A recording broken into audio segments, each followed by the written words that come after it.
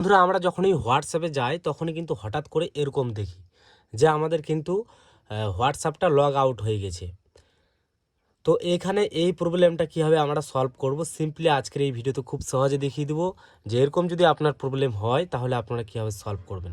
বেশিরভাগ ক্ষেত্রে এখানে আবার অনেকের ক্ষেত্রে টাইম দেয় যে 72 ঘন্টা 24 ঘন্টা পর লগ ইন হবে আপনার হোয়াটসঅ্যাপ।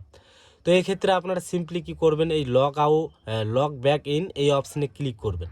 এখানে ক্লিক করার পর এখানে দেখতে পারবেন এগ্রি অ্যান্ড কন্টিনিউ এই অপশানে ক্লিক করবেন। এখানে ক্লিক করার পর এখানে আপনার মোবাইল নাম্বারটা আপনারা সর্বপ্রথম দেখে নেবেন ঠিক আছে কি নেই। যদি আপনারা ডিফারেন্ট মানে অন্য কোনো নাম্বারে যদি হোয়াটসঅ্যাপ খুলতে চান তাহলে কিন্তু আপনারা ইন্টার ডিফারেন্ট নম্বর এই অপশানে চুজ করতে পারেন।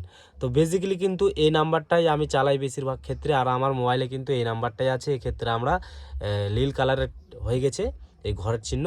তারপর আমরা এখানে কন্টিনিউ অপশানে ক্লিক করব। ক্লিক করার পর এখানে আবারও আমরা নাম্বারটাকে দেখে নেব, কনফার্ম করে নেব। তারপর আমরা এই নেক্সট অপশানে ক্লিক করে দেবো। নেক্সট অপশানে ক্লিক করার পর আমাদের কিন্তু মোবাইলে একটা ওটিপি আসবে, যেই ওটিপিটার মাধ্যমে কিন্তু আমাদের হোয়াটসঅ্যাপটা খুলতে হবে অথবা ভেরিফাইড করবে। এই যে দেখতে পাচ্ছেন verified your number has been securely verified on this device, মানে ভেরিফাইড করলো। এখানে আমরা কন্টিনিউ অপশানে ক্লিক করব। ক্লিক করার পর এখান থেকে আমাদের নিজস্ব আমরা এখান থেকে নিজের নাম দিয়ে দিতে পারি। তো আমি সিম্পলি ডিএইচ দিলাম, নেক্সট করব। নেক্সট করার সাথে সাথে কিন্তু আমাদের হোয়াটসঅ্যাপটা লগ ইন হয়ে যাবে। এখানে কিন্তু আমাদের জিমেলের মাধ্যমে কিন্তু আমাদের যেগুলো ব্যাকআপ বা কন্ট্যাক্ট নাম্বার সেগুলো কিন্তু আমাদের এখানে চলে আসবে। তো আমরা সিম্পলি এখান থেকে যে কোনো একটা জিমেল চুজ করে কন্টিনিউ অপশানে ক্লিক করে দেবো। তারপর আমরা এখানে নেক্সট ক্লিক করে দেবো। নেক্সট ক্লিক করার সাথে সাথে কিন্তু আমাদের এই জিমেলটা অ্যাড হয়ে যাবে এই হোয়াটসঅ্যাপটা। আমরা এত কিছু করব না গাইস, করলেও হবে না করলেও হবে, এটা কি ব্যাকআপ।